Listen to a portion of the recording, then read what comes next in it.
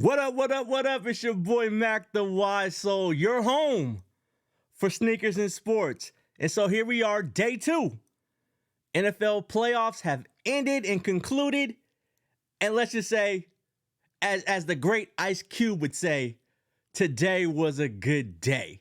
Now, if you saw my previous video, I think your boy was 2 for 2 today. You know, I predicted Detroit would go ahead and take care of the Rams, which, by the way, was a great game. That game was crazy. Close, 1-point victory for the Lions. Their first home playoff game in 30 years. It was a lot for Detroit. The city of Detroit, hey, congratulations. You guys deserved everything that happened for you yesterday. And we'll talk about that in a minute.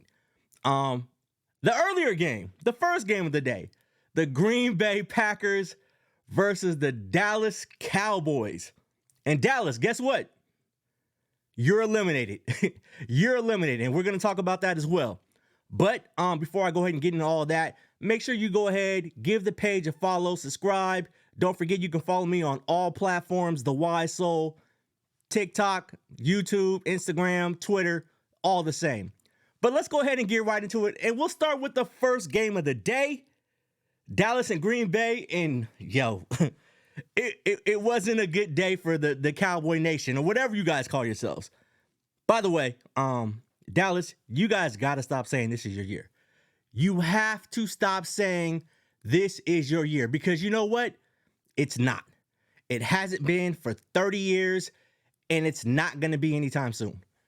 And let me pull back, because I'll go in on Dallas, because as a 49er fan, I'm going to be completely honest with you. I hate Dallas. Like, I hate them with a passion. But, you know, I'm going to be objective here, and we're going to talk about a great game, at least for the Packers. Green Bay, you got a lot to be happy for with as well. You have the youngest team in the NFL, and you're in the playoffs, and you're making noise in the playoffs. I want to say this. Jordan Love played a hell of a game. His first playoff game. We kind of talked about the same thing with CJ Stroud yesterday. But this is a little different. Green Bay, you know what? Let me say this real quick. A lot of NFL teams, this is what having patience in your quarterback development happens, or what it means. Because the Packers, they could have gave up on Jordan Love a year or two ago and just said, hey, you know, we're going to move on, go in a new direction after Aaron Rodgers.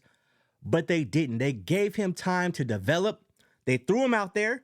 Whether they believed he was going to succeed or not is questionable.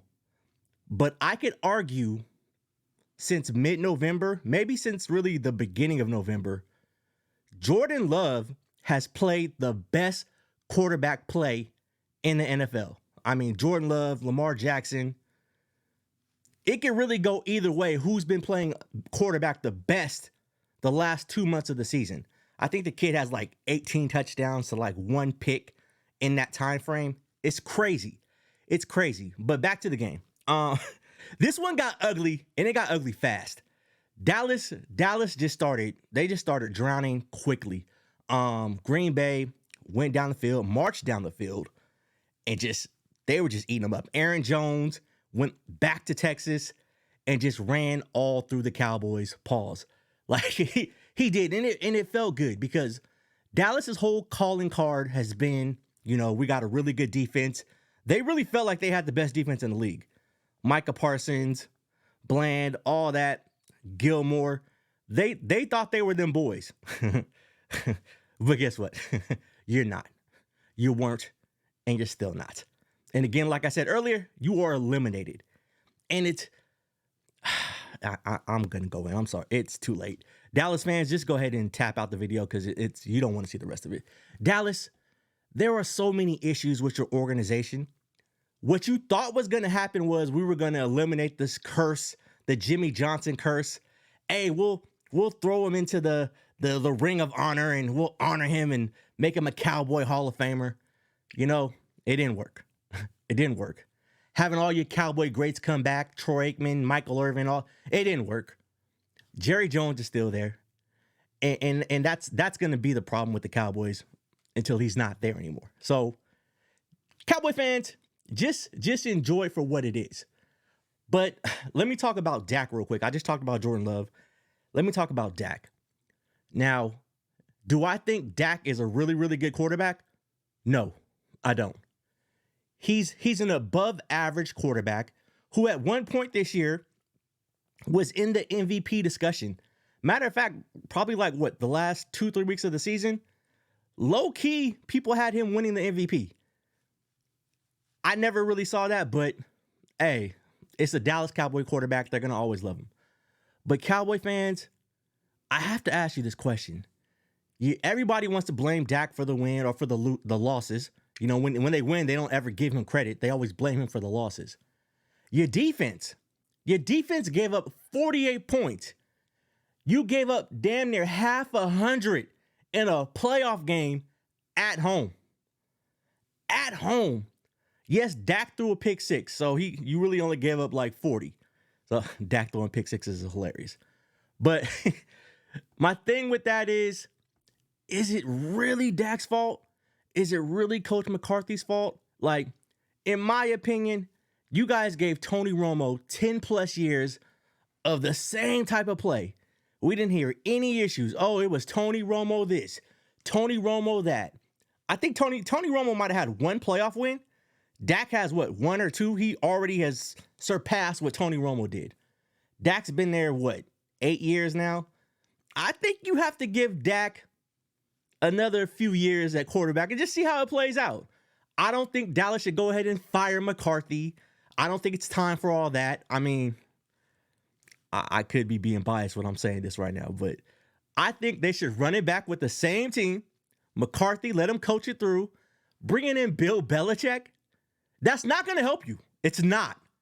Bill Belichick is not getting it done. Dude is like 72 years old. Dallas, you've tried this before. You remember when you brought in Bill Parcells like in the early 2000s? How'd that work out for you? Just curious. How did that really work out for you? I mean, it didn't seem like it worked out well.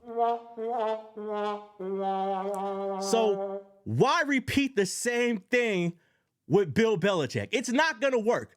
Just ride it out with McCarthy. Ride it out with Dak, Dakota, whatever his name is. Ride it out with that guy. And let's just see how it all plays out. Green Bay now goes on to play the San Francisco 49ers next Saturday.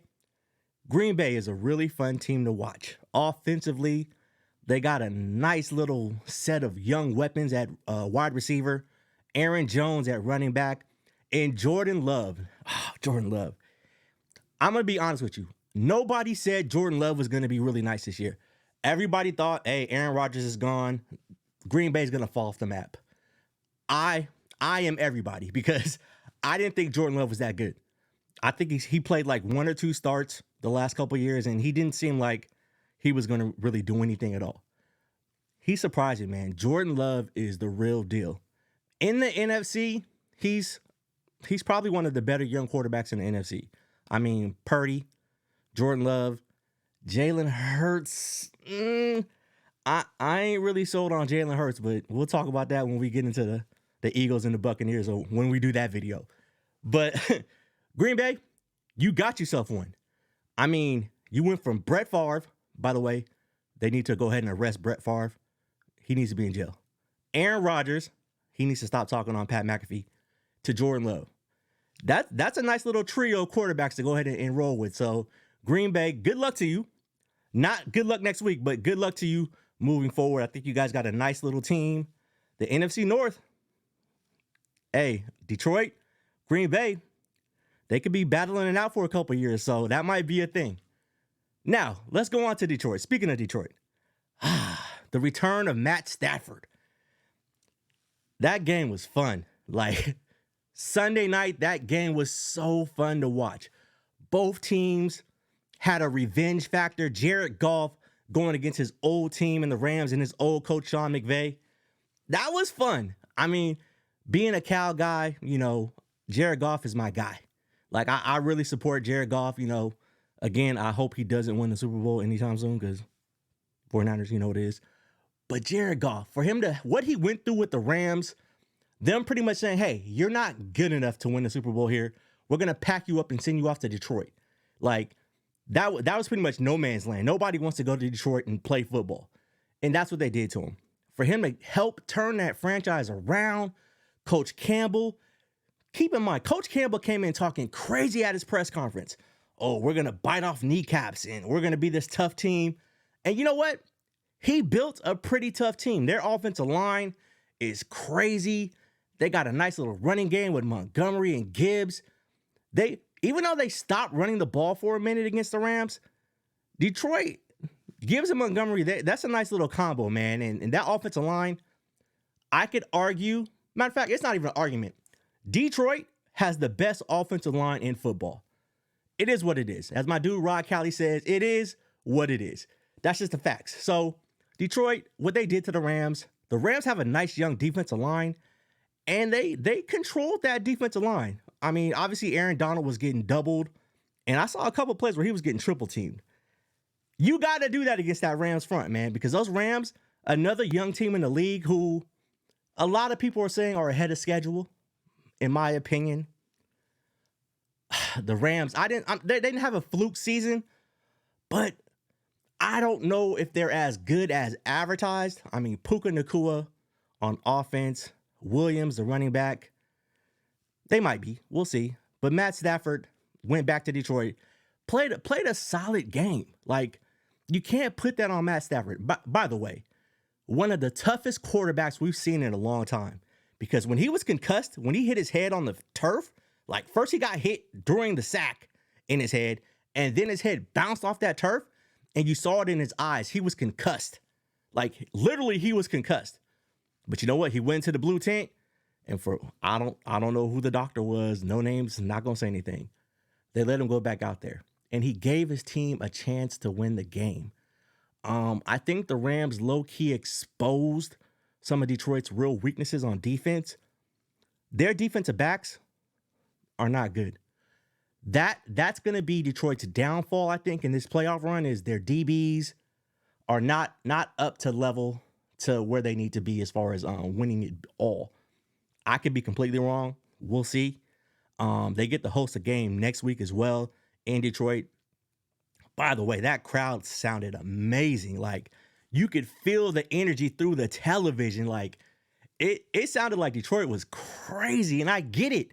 All that built up frustration over the years, finally just exploding. That Detroit, salute, man, salute. But the Rams, your season's over. You've been eliminated. Now you have to figure out what you're going to do going forward. I mean, they got Cooper Kupp, Puka Nacua, Matt Stafford. We will see. The Rams DBs also are a little bit exposed, so we'll see what the Rams do.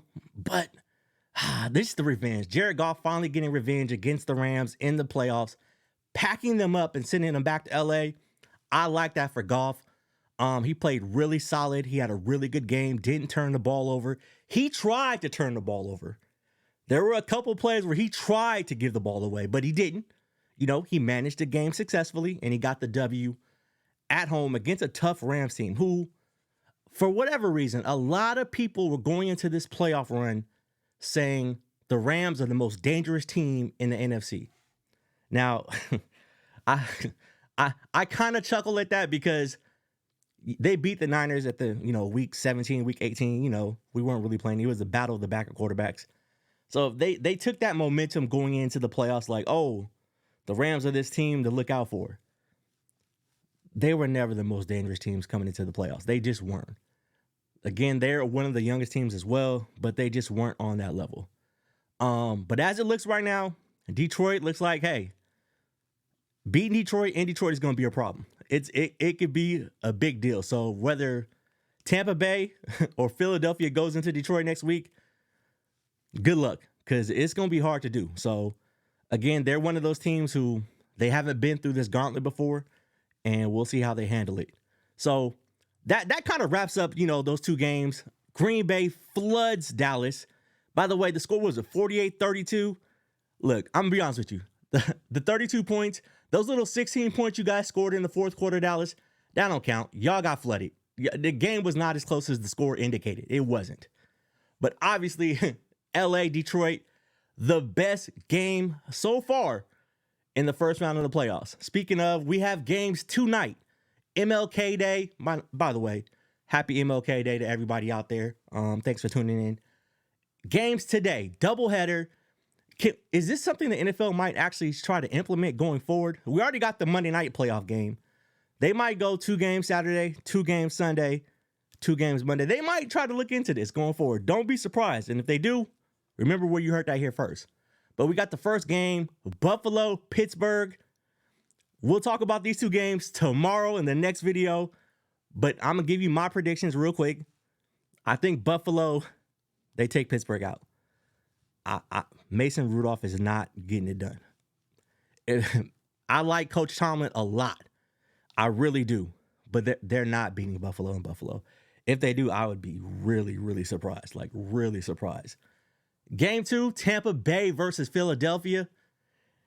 Eagle fans, I think you guys are cooked, bro. Like, I think you guys are cooked, man. I mean, are you more talented than the Buccaneers? Yes. But the Buccaneers, Evans, Baker Mayfield throwing the ball, we'll see, man. They're at home. Either way, I think that actually might be a pretty close game. I mean, Jalen Hurts with the injured finger, no A.J. Brown. The Eagles are low-key limited. I'm going to go Buccaneers. I'm going to go Tampa Bay, knocking off Philadelphia, and that'll set up a Tampa Bay-Detroit game next weekend. Anyway, we'll talk about that another time. Again, thank you guys for tuning in to your boy. Hey, again, this is your home for sneakers and sports. So, hey, next time you tap in, make sure you hit the like button when you come in here. Tell your friends to tap in with your boy, TheWiseSole. Sneakers and sports. You guys see the sneakers in the background. We'll get back into that too. The sports talk is live right now because, hey, ain't nothing really happening in the sneaker game right now. Like, ain't nothing really happening. Anyway, thank you guys for tuning in. Don't forget, follow and subscribe. And I'll talk to you guys at the next episode.